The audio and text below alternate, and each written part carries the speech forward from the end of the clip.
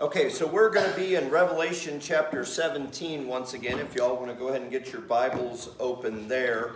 Last week, at the beginning of our study time, I asked just, pick a number, and the number we picked was 12, and we talked about important things about 12s. Well, today I'm going to pick the number for you, and I want you to talk about important things having to do with that number.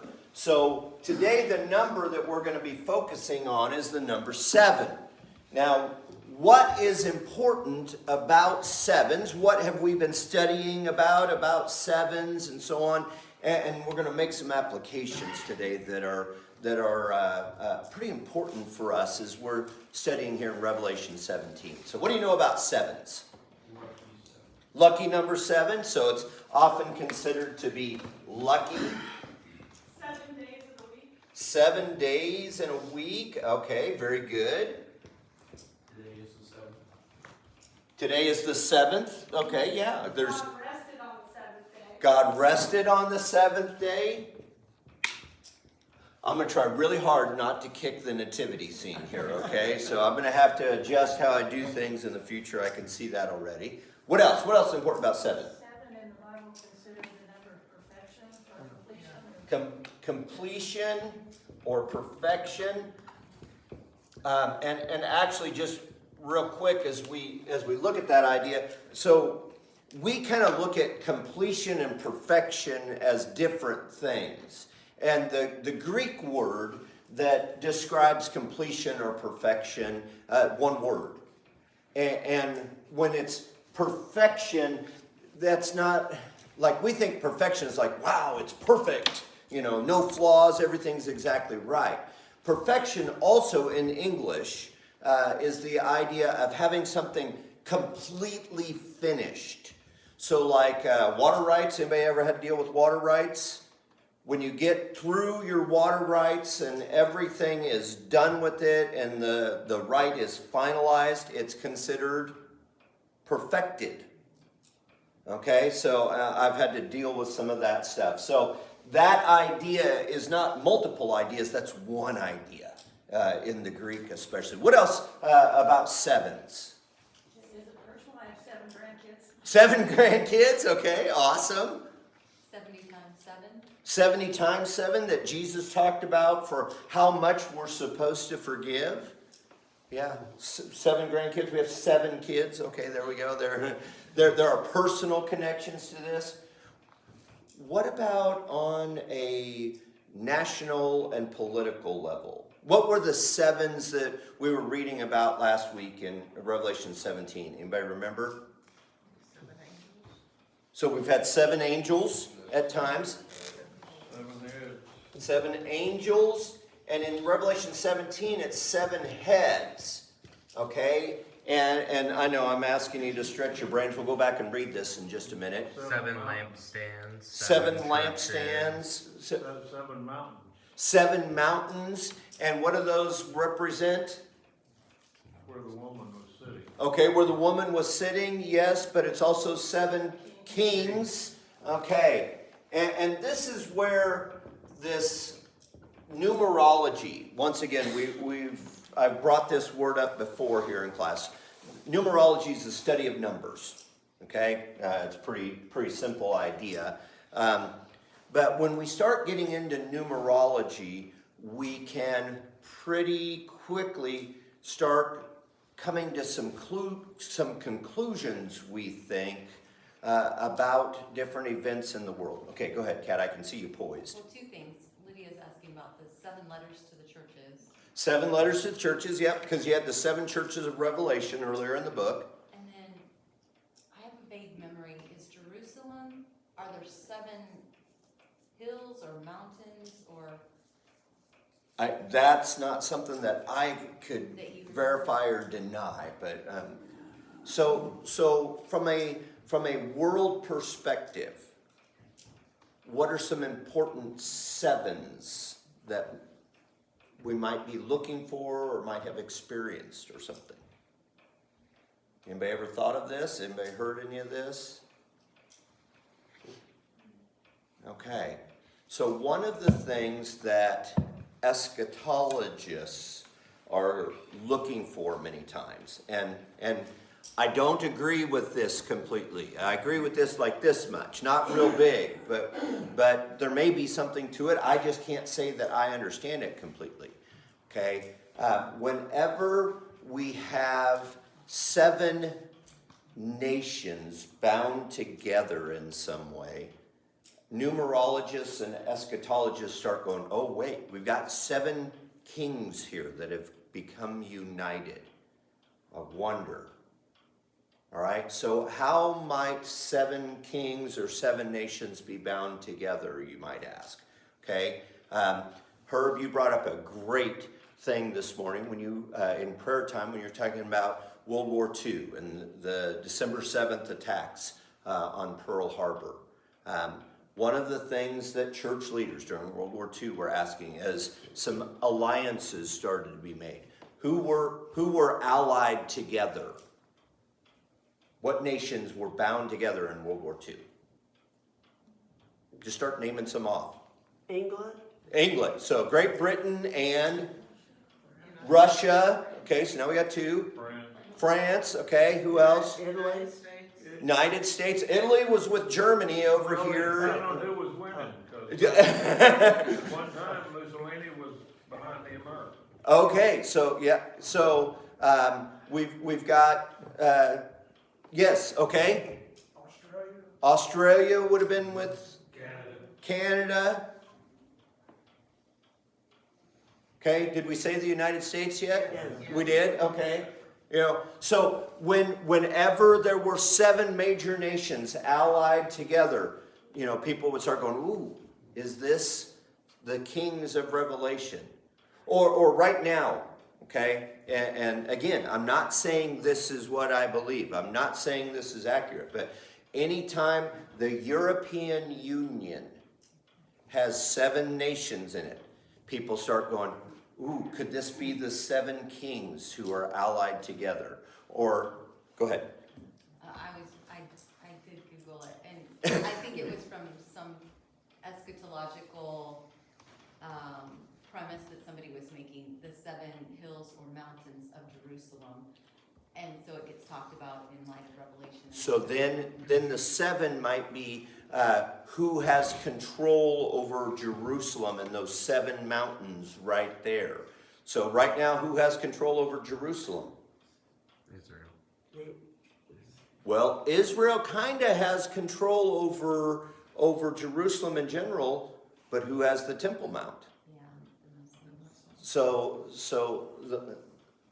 If Israel at some point were to gain control over the Temple Mount and then unite those 7 mountains together, then alarm bells start going off for people. And again, I'm not trying to make fun of anybody, but it's if you start looking for 7s, you start finding them. Okay, and I bet if we really studied on this for a week or 2, I bet each one of us could come up with 1 or 2 or 3 or 4 different 7s that we could put together that seem to kind of fit this context. Now, are all of them going to be right? No. Will one of them be right sometime? Sometime, one of them will. There's a passage where Jesus says there will be wars and rumors of wars, you know, and these are just kind of like birth pangs, just early statements. So much of what we see is just kind of, could this be? Well, but not yet.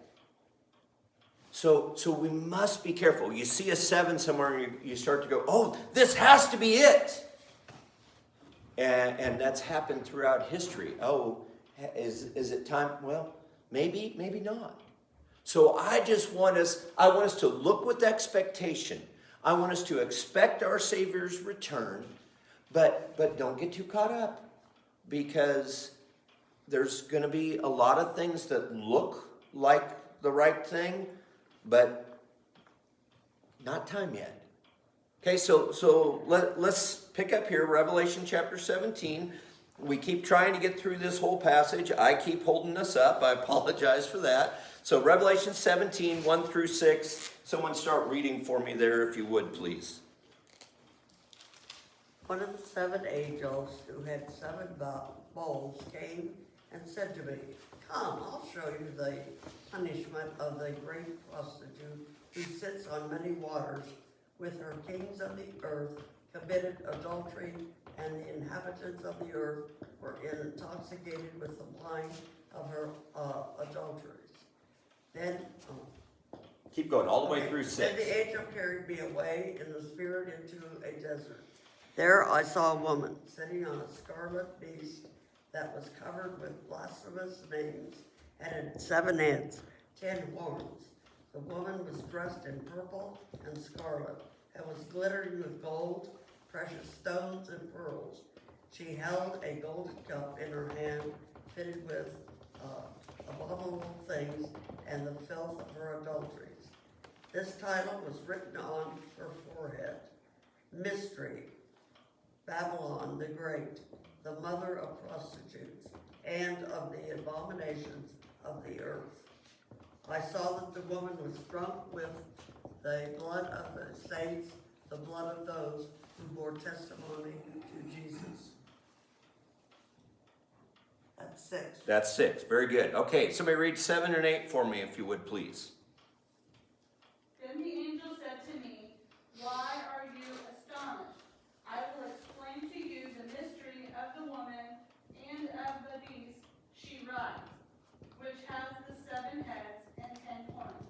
The beast which you saw once was now is not, and will come up out of the abyss and go to his destruction. The inhabitant of the earth, whose names have not been written in the book of life from the creation of the world, will be astonished when they see the beast, because he once was, now is not, and yet will come. Very good, thank you. And so we were talking about this actually a couple of weeks ago now, about the prostitute and the beast. The beast was, is not, but will be coming out of the abyss and so on. The prostitute dressed in purple, scarlet, jewels, Babylon, the mother of prostitutes. So just kind of trying to synopsize, I don't want to spend all of our time today going back through these things once again. And again, Revelation chapter 17, one of the reasons I'm spending so much time on this is one of the few passages of Scripture where we get a prophecy that gets some specific explanation coming out of it. Now, the explanation, again, is not as specific as we might like it to be. You know, I would love it if God would say, you know, this thing represents this specific thing, this specific time, and then figure this many years, and then this thing, you know, and so on. If God would give us that really clear description, but we got to remember, prophecy is like looking through that dim mirror. You know, we talked about the car on a frosty morning and you can't really see through the windshield. It's hard to drive. Or when you get out of the shower and the mirror's all fogged up. And even when you wipe it, you know, it's still streaky and it's hard to see. That's the way prophecy is in general. And so, though we get some description, we don't get details. And I don't know about you, I like details. You know, I would like a checklist that I could go through, because, you know, I'm pretty good at checking stuff off of a list. You expect me to understand nuance? You know, to interpret my wife and what she's thinking? Whoa, I'm lost. You know, and I think she probably struggles to do the same with me, because we're different. So we're trying to understand what God's going to do. Whew, big order. So, okay, verses 9 through 11. Go ahead and somebody read that there, please. Here is the mind which has wisdom. The 7 heads are 7 mountains on which the woman sits. There are also 7 kings. 5 have fallen, 1 is, and the other has not yet come. And when he comes, he must continue a short time. The beast that was and is not the 8th, and is of the 7th, and is going to perdition. Okay, now it really gets fun because the interpretations are multiple. Okay, the 7 heads are seven kings, but also 7 mountains. So multiple interpretations, multiple descriptions and understandings. Wow. Okay, so no wonder I'm confused, because this is confusing, difficult stuff. We also get something that happens in Scripture, and I've been studying some prophecy from the Old Testament recently, okay, and specifically some things that Matthew attributes to Jesus. Okay, Jesus did this to fulfill this certain prophecy. Okay, and I look at it and I go, wait a minute, wasn't that prophecy fulfilled before in certain ways? So we get this idea, and again, don't go too far down this road, but there's this idea of dual fulfillment. Okay, what does dual mean? Two. So just like you have duals on the back of a truck, okay, that's our world, right, guys? You know, dual fulfillment. Something could be fulfilled in one way and in another way also, maybe at a completely different time. So we have this prophecy about 7 heads. What are the 7 heads? Mountains and kings, both. Okay? Sometimes a picture just works really well and can describe multiple things. That's what the angel is specifically saying here, is that we have a dual fulfillment happening at the same time. All right, now we're going to jump into some new stuff. And we still got some time here today, so I'm thankful for that. So let's pick it up at verse 12 and 12 and 13, if someone will read this for me. 10 horns which you saw are 10 kings who have not yet received a kingdom, but they received authority as kings, and the beast for 1 hour. These have one purpose, and they give their power and authority to the beast. Okay, so we've got these 10 horns. What do the 10 horns represent? 10 horns are 10 kings. And what else does it tell us about those kings? They have authority for 1 hour. Okay, for 1 hour. How long's an hour? 60 minutes. 3,600 seconds. Okay. Have you ever had an hour that was a really short hour? So when does an hour feel like it's really short? When I have guests coming over. That is a great description, okay? When you've got a deadline of some kind in front of you, is an hour very long to get ready? I mean, this morning, I'm walking in here at 9:29, 9:30 or something like that. I've been up since 7 o'clock. What happened? You know, that 2.5 hours to get ready and get here, very short this morning. Okay, when is an hour really long? Waiting room. In a waiting room, at school. When else? When is an hour really long? Anybody think of anything? When you're waiting for someone to come to visit. When you're ready and you're waiting for them to come. Peggy, did you say when you're trying to get to sleep? Yeah. So sometimes an hour is really long. Okay? So we've got 10 kings here, and I got to put my glasses on and read this again. 10 horns, 10 kings who have not yet received a kingdom, but they receive authority as kings with the beast for 1 hour.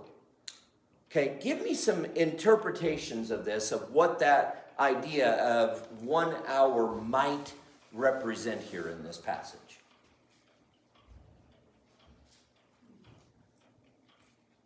Wild ideas. You're not going to be wrong, because I don't know what's right. Well, could represent the literal hour, could be Could be a literal hour. Could be 60 minutes that 10 kings have authority. What else?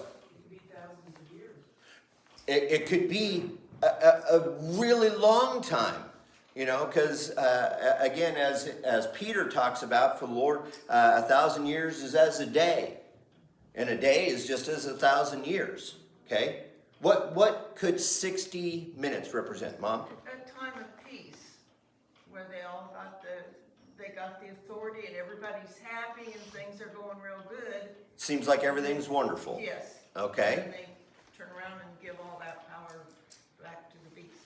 So it's really important that we notice here that these 10 horns with the 10 kings, all of this comes back to the beast once again.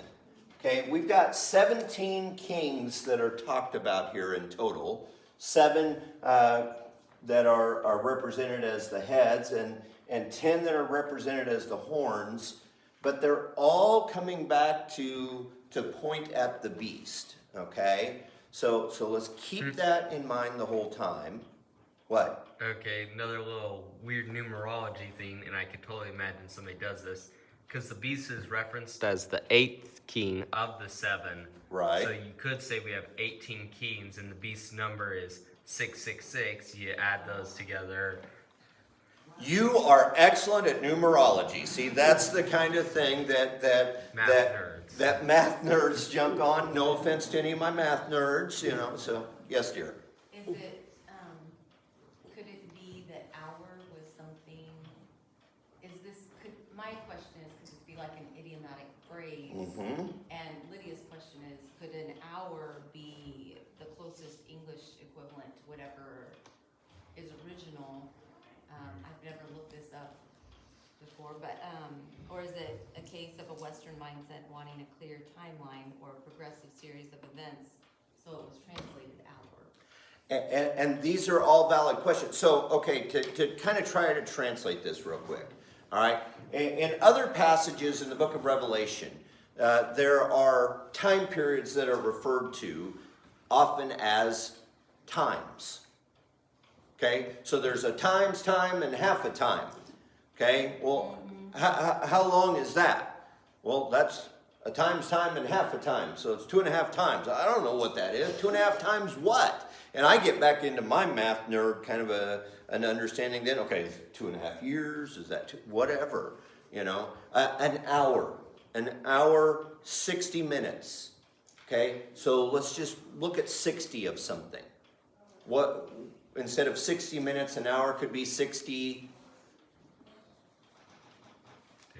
days. Could be 60 days. It could be 60 Years. Could be 60 years. It could be 60 decades. It could be I want this laid out like a checklist. Okay, so from 9 to 10 in the morning, I'm going to do this thing. And from 10 to 11, I'm going to do this thing. And I've got an appointment at 1 that I've got to be in Manhattan. And an appointment at 3 that I got to be in Salina.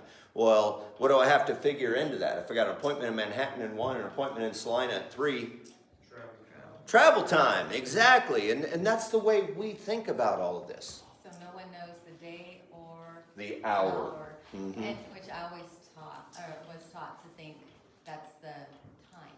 No one knows the day or time. And so it's more like this general, well, I wonder if it could mean that, you know, for only a little time. And go ahead, Bev.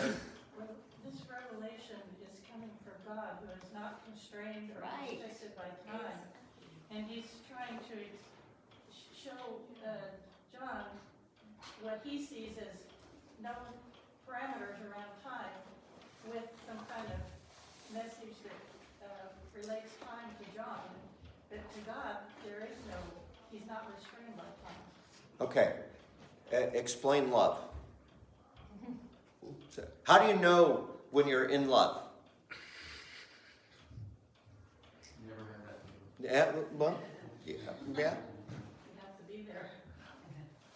So how does God explain time when he is outside of time, and the way he looks at time is completely different?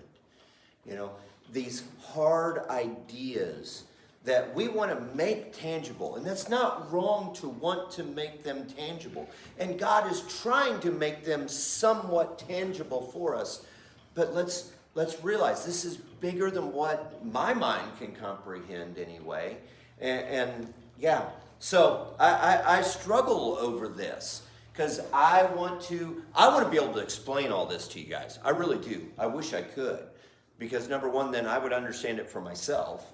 But number two, then you all would be able to go, oh, I just need to listen to David, okay? And my point here is, don't listen to me, because I haven't got it all figured out. I just see in a mirror darkly. And one of my greatest warnings that I keep bringing again and again is whenever you hear someone else say they've got it all figured out, be a little skeptical. Because this is one of the passages that I've heard again and again. Other people are just pretty darn sure they've got it figured out. And the more complicated their argument is, the more I'm pretty sure they don't have it figured out. It's like trying to explain the Trinity. Exactly. It's too big. It's too wide of an idea. Go ahead, Kat. And the Greek Lydia found is any time or period fixed by nature. So that leaves a huge space of interpretation and yeah. A day, a year, a season, whatever. All right, so we have this description here. We got 10 horns, which are 10 kings who have not yet received a kingdom, but they're going to get authority along with the beast for an hour. They have one purpose. They're going to give their power and authority to the beast. So we come back to this focus once again of the beast, and there's going to be conflict between the beast and the lamb. Let's go on. Verse 14, it kind of stands apart from the rest of this passage. Somebody read verse 14 for me, please. They will make war against the Lamb, and the Lamb will overcome them, because he is Lord of lords and King of kings. And those with him are called and chosen and faithful. Okay, so these, verse 14, I'm reading now the New American Standard. Maybe some other passages talks about all of these or these together or something like that. These kings. I don't know how your passage is going to describe them, but it's putting together these 17 kings along with the beast. So it's the 18 that Micah was talking about there earlier. They're all coming together, and what is happening with them? What are they doing? Making war with the Lamb. All right, so these 10 kings are all attacking the lamb. These 7 kings are all attacking the lamb. The beast is attacking the lamb. The conflict that we need to see here, no matter how hard it is to interpret what all of these kings are, the beast and the prostitute, whatever, they're all in conflict with the lamb. So in terms of worrying about understanding this, if I don't understand what all of these other things are, then what can I understand? Jesus is the Lamb. That Jesus is the Lamb. And then what do I need to do? Follow him. I need to be ready on his side. I don't have to know who these 10 are or these 7 are or who the beast is or any of this. I just got to stick close to the Lamb.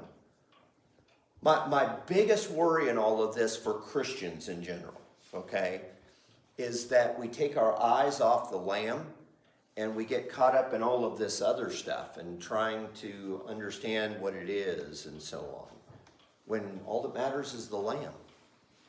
I just want to know him, the power of his resurrection, the fellowship of his sufferings, being conformed to the likeness of his death. I mean, just if everything's just about the Lamb, then all this other stuff just falls apart and becomes unimportant. Okay, 15 through 18, please. And he said to me, the waters which you saw where the harlot sits, and are the peoples and multitudes and nations and tongues. And the 10 horns which you saw, and the beast, these will hate the harlot, and will make her desolate and naked, and will eat her flesh, and will burn her up with fire. For God has put it in their hearts to execute his purpose by having a common purpose, and by giving their kingdom to the beast until the words of God should be fulfilled. And the woman whom you saw is the great city, which reigns over the kings of the earth. Okay, so just real quick, the interpretation, it gives us some specifics about the waters. What does it tell us about the waters first? Peoples, nations, languages. Okay, what does that make you think of in the book of Revelation in particular? What's that? Tower of Babel. It should take us back to there, absolutely. And by the way, Babylon is Babel. That's the city that grows out from where the Tower of Babel was, or at least from the spirit of that. So, okay, so the peoples, nations, and languages. Do you guys remember when we read about how there was this multitude from every tribe and tongue and nation that came to worship the Lamb? Okay, so we have these many waters that are the contrast to those who are following the Lamb. Okay, it's not that Jesus is the only one that is going to captivate throngs and multitudes and nations. There will be other options. Okay, real quick, we're almost out of time, and I'm going to move on from Revelation 17 next week. So I think it's really important that we look at a couple other concepts real fast here as we wrap up. Verse 18, the woman whom you saw is the great city which reigns over the kings of the earth. What is the most important and greatest city in the world? Jerusalem. Okay, great. That's a great answer because I didn't think like that. So good job. No. Okay, so Jerusalem may be the central city in all of history. That's a great answer. Great answer. What else? Give me another idea. What is the most important city in all of the earth?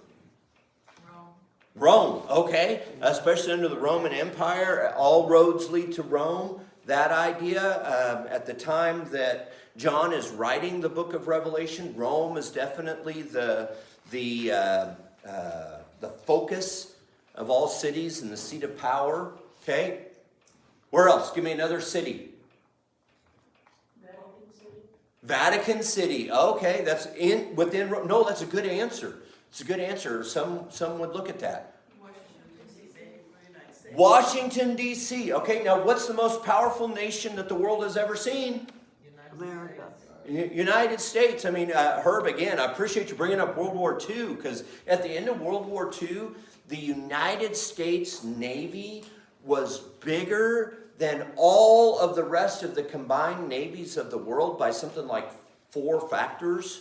We had more aircraft carriers than everybody else times 4. And I mean, the world has never seen a city with more power, influence than what Washington, D.C. has. How about from a financial perspective? What's the most important and powerful city in the world? New York. New York City, maybe. So that could be the city that we're talking about. And again, I'm just going to give you a wild interpretation here because we're almost out of time here. Okay, imagine this. If this city is New York City or Washington, D.C. or something like that, okay? And the United States is focal in all of this stuff, then those kings that are rising up against it, okay, 7 kings, 10 kings, or whatever. What if that's all of these Middle Eastern nations that just absolutely detest and hate the United States? So the woman who you saw is the great city. So this is the prostitute, the harlot. This might be something from the United States and all of these other kings that are so angry. I mean, what is the chant that we hear from the Middle East? You know, death to America. Yeah. So, I mean, could that be a picture of this? And it may very well be. I personally, I'm not so sure that the United States plays in biblical prophecy, you know, but that's just one way that we can interpret this. And hey, let's don't go too far down that road, because ultimately, I think that Jerusalem is a far more important city historically and prophetically than Washington, D.C. or New York. But Bethlehem, yeah, that Right now, with all the unrest in Israel, it all goes back to Jerusalem. Abs- That's a big part right now. Absolutely. So we tend to think from our perspective. We are Kansans. We are Americans. And probably from a prophetical standpoint, probably we are less significant than what we internally wish to make ourselves. So be very careful about that. The great city, and by the way, if the great city were New York or Washington, D.C. or whatever, then that connects us up with the prostitute. And just because you're against the one, we talked about this last week, the enemy of my enemy is my friend, until they're not my friend anymore. You know, the division between the beast, the prostitute, and the lamb is really stark. Make sure our alliance is to the lamb. More than anything else, it's got to be about the lamb, Jesus. Where is he in our lives? Are we serving him and serving him alone? Because all these other things are just going to be distractions trying to pull us away from him. Last thought real quick before I let us go on. Because again, next week we are moving on. In all of this, which verse is it? 17:8 maybe? There we go. The beast that you saw was and is not and is about to come up out of the abyss and to go to destruction. And those who dwell on the earth will wonder, whose name has not been written in the book of life from the foundation of the world. Okay? Here's another stark contrast. Okay? There's two groups. Those whose name is written in the book of life and those who are not. Okay? The question is my name in the book of life? All of these other things that want to draw our attention away are secondary. They are in contrast to the book of life. Jesus' people, okay, comes back to the Lamb, to what he has decided. All right, we are so out of time. Thank you all for hanging with me. Let's pray together.